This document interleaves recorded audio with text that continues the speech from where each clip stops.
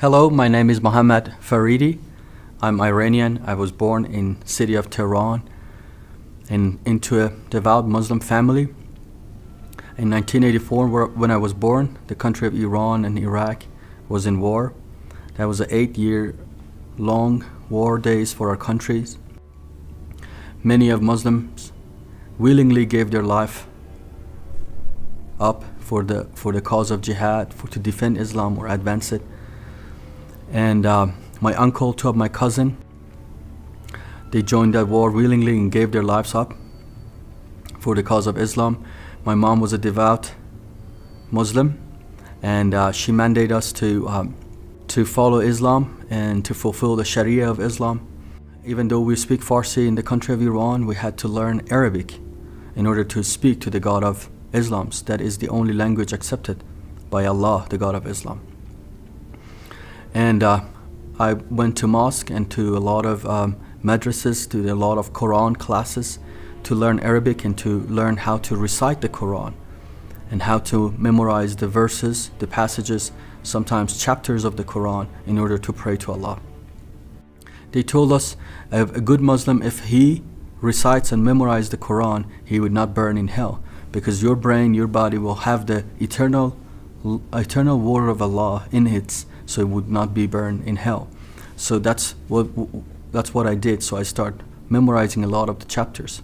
One day I was praying to Allah, and at the time of my prayer, when I was 7 and 8 years old, and I was praying in Arabic and reciting those prayers, but I did not understand what I was saying. So I went to my mom and asked her, "Mom, is this God, the God of Islam, would not speak Farsi? Does he understand Farsi? Can I speak to him in Farsi?" My mom said, you do not want to be tormented by Allah. You do not be tortured by Allah. A good Muslim only surrenders, only submits. So I went and from that moment on, I did not ask any more questions. I just put my blinder on and just followed Islam.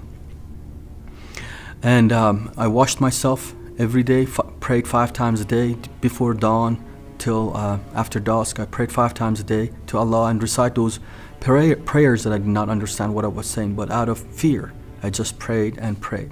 During the month of Ramadan, I fasted 30 days. You do not eat or drink during the whole day. That's again before dawn till after dusk. Sometimes during the summertime, it's about 14 hours long. It was hard, but we did it because as a Muslim, we do not know what is going to happen to us at the day of judgment. Allah will hold a scale, and in that scale, He put the good deeds on the right hand, the bad deeds on the left hand. And I tried with these rituals, I tried to score good deeds so that I have more good deeds, but I never knew how much of this would be enough. And as Shia Muslim, we mourn ritually in anniversary of the death of our Imams. The men get together in a room, they dim the light, someone recites a eulogy, provokes the crowd to beat themselves, weep and cry. That's how we're gaining points and how we self-punish ourselves, that maybe one of these Imams intercede for us at the day of judgment. But we are not assured of this, but this is not a guarantee. So we beat ourselves on our chest. We beat so much ourselves in our chest that we bruise and we bled. We beat ourselves with chains on our back and with swords into our head. And we shed our own blood. And this way of sanctification, this is the way of sacrificing ourselves and shedding our blood to score points in order that we may be granted the Jannah, the paradise of Islam at the end. But you don't know. One day I was in a shrine in the city of Mashhad, and I was praying, but my prayers weren't answered. I went to this Muslim scholar and I asked him, "Sir, how much more of this do I need? Why my prayers are not answered?" And he told me, "Son, you're not worthy enough. You need to do more." And I asked him, "How much more?" He said, "That's up to Allah. We do not know." After I finished high school, I joined the Revolutionary Army of Iran.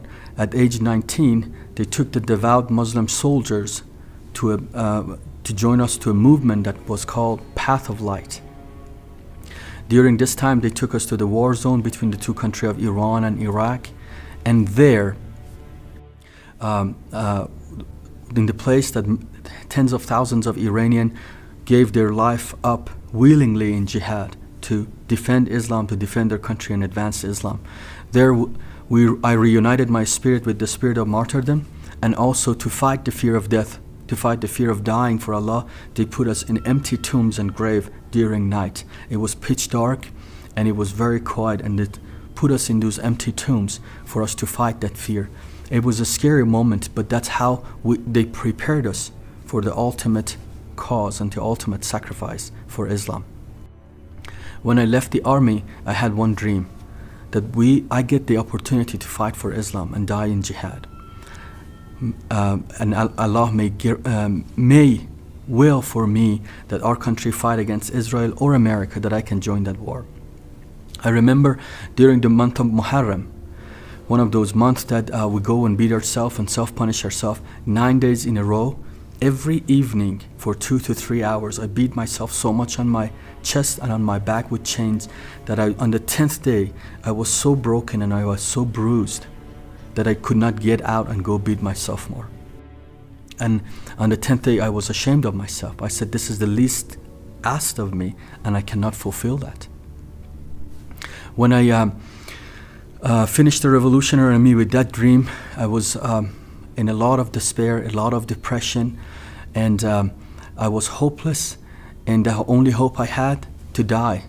I contemplated on suicide. I thought I'm going to get rid of myself, but I was afraid, because if as a Muslim you commit suicide, you end up in hell. I was living in hell in this world, and I thought to myself, if I kill myself, I will be in hell for eternity.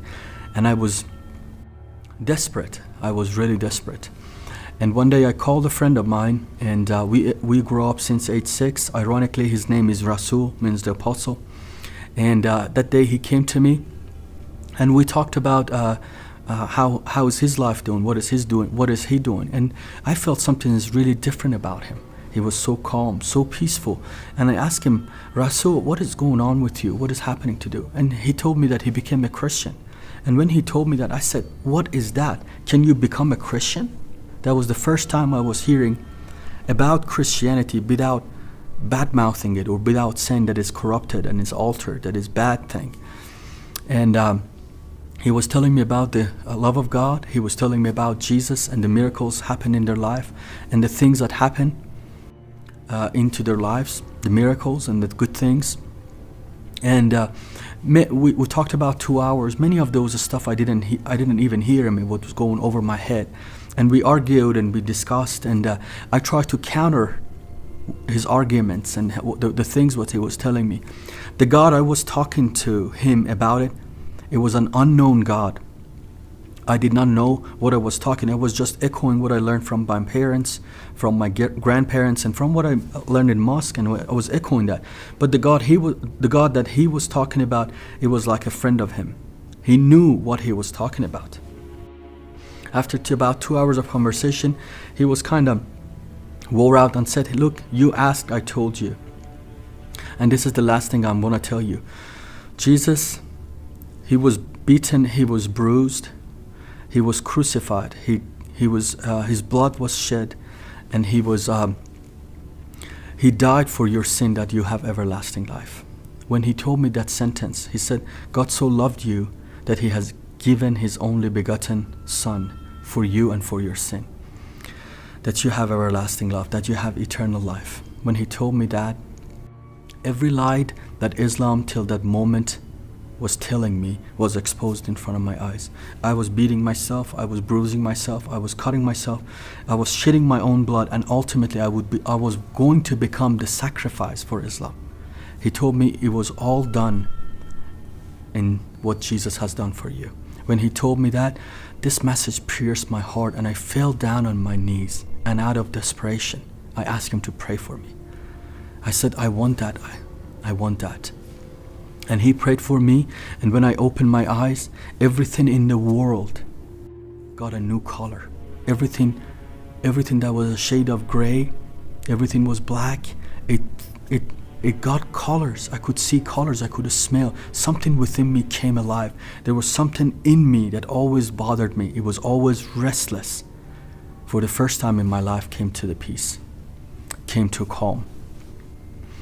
And I told him what has happened. He said, Jesus has came to my life. I did not understand what he said and what is the meaning of that, but I was enjoying the moment, because for the first time as a Muslim, I felt peace in my life.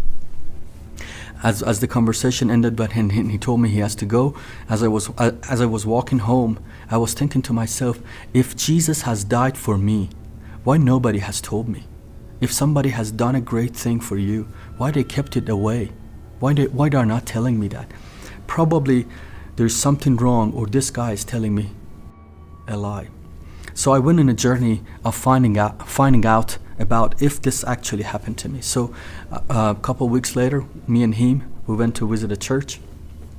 And as soon as I walked through the gates to go to the sanctuary, I had an encounter with the God of this universe. Something like a cloud came around me and gave me a hug. And within myself, 2 times I heard, "You're home, you're home." It was so tangible. I looked around myself. I said, what has happened to me? I could not feel my weight. I was so weightless. I was so peaceful. And the church services started, and they start clapping hands and celebrating and rejoicing and playing music. It was really strange to me. It was really odd. For the first time, I was in a ceremony that the people did not mourn, weep and cry and beat themselves and cut themselves and bruise themselves. They were actually clapping hands and rejoicing. They were having a hope that it was missing in Islam, and that was the hope that they knew after they died what's going to happen to them. When we Muslims, we did not know about that. We did not know what is going to happen to that. So we mourned and wept, and we were afraid of the future. But the Christians, they knew what is going to happen to them, so they were rejoicing. There was a hope about resurrection that they had, that we didn't have. All of our imams, all of our prophets died, and they stayed dead. But Jesus died, but he was resurrected in the 3rd day. So they had a hope that we were missing it in Islam. And after the church service, my friend out of his pocket bought me a New Testament in Farsi. He said, "This is the living word of God written for you and for my life." I said, "I don't understand what are you saying, but I want to know if Jesus has died for me." So I took the book home and I started reading it. And the more I read the Gospels, or the more I read it, the more I got connected to it. And I came to this verse in Matthew chapter 11, verse 28, 29, and 30. "Come to me who all labor, who are weary, and who are having heavy laden, and I will give you rest. Take my yoke upon you, for I am gentle, for I am humble." And I looked at the book. I said, how did you know I was weary? How did you know I was heavy laden? How did you know that? It's impossible. The book was talking to me, to my situation, like never before, like nothing else. I thought to myself, this cannot be right. Somebody has walking around writing this book about me and my situation. And I said, there is something wrong. Something is going on. And I thought I've been manipulated. I think I've been controlled. And when the next time I went to the church, I looked at people's book to see if their Bibles is a personal Bible, or everybody has a personal Bible. And I looked in, but it was the same. And I asked him, is this verse talking to you like this? And they'd show me the other verse that talked to them. And when the next time I was in a church, this time a gentleman came and shared his testimony of how he was healed of cancer. And he was a Muslim. The doctors rejected him, and he was going home to die. They said, there's no hope for you. We cannot do anything for you. And this gentleman in the church was sharing his testimony that he was going home. He see the cross over this church, and he comes in it, and there's some Christians in the yard, and he asked them, guys, can I give your God a try? I'm gonna go die. So they gather around him, they lay hand on him, and as they pray, he sees a hand with a print of nail touch his neck. And he goes home, he's not dying, he's getting it better. So he goes to the doctor, and there, when they run a checkup for him, they say that you're totally cancer-free, and we have never seen such a thing, not like that. And as he is sharing this testimony in the church where I was in there, I thought to myself, I have read that in my Bible. You will lay hand on the sick and they shall recover. And I said, this is actually happening. This God, what he says, he's actually happening today. So that day, I came to a conclusion for my investigation, and for the second time, I gave my life to Jesus, and I said, I'm not looking no more for any other things. So I became a Christian, and I was excited about it. I was going to home to tell my parents and my friends about it, but I committed a sin that is unforgivable in Islam, and that's the sin of shirk, the sin of apostasy. I tried to keep it quiet, but after a while my parents understood about it. My dad got really violent, kicked me out of the house, beat me and kicked me out of the house, and I was out of my house for 4 months. 2 times my life was threatened, once by my cousins. They realized I'm a Christian and they told me, you betrayed Islam and you will pay for it. And I started working, when my dad cut the financial support, I started working for a taxi agency. I put my New Testament in dashboard. I drove my taxi in Tehran and different cities.